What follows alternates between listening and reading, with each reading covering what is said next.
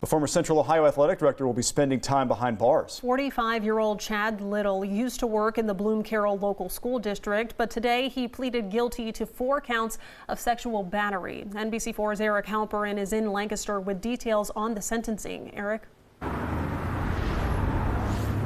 Jen and Jared, Chad Little has been sentenced to 4.5 years in prison. It was emotional in court at times as impact statements were read.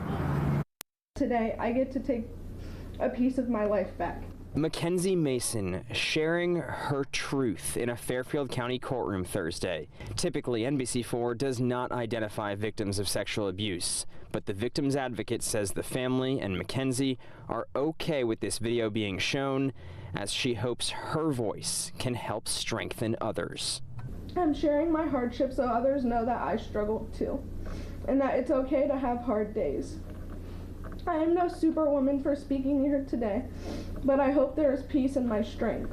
While in high school, Mason played on the Bloom-Carroll girls basketball team. Chad Little used to be the coach and athletic director. He pleaded guilty to 4 counts of sexual battery. According to the prosecutor, the incidents involving Mason started towards the end of her sophomore season. Mr. Little abused a public trust that we give to educators to protect our children. It took me a long time to realize what had happened to me, but now I know he used his position of power to manipulate me into believing that what he was doing was okay. It's not consent if you make someone afraid to say no. The prosecution and defense agreed on recommending a 4.5-year sentence, which the judge decided on. Little spoke briefly, looking at the judge as he apologized.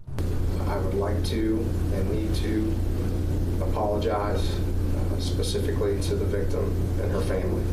In her statement, Mason says as this chapter closes, she will keep fighting for herself and others dealing with similar situations. There is no going back to the old me, but I get to wear my new life with pride, strength, and courage. I will never forgive Chad Little and his actions, but I do forgive myself.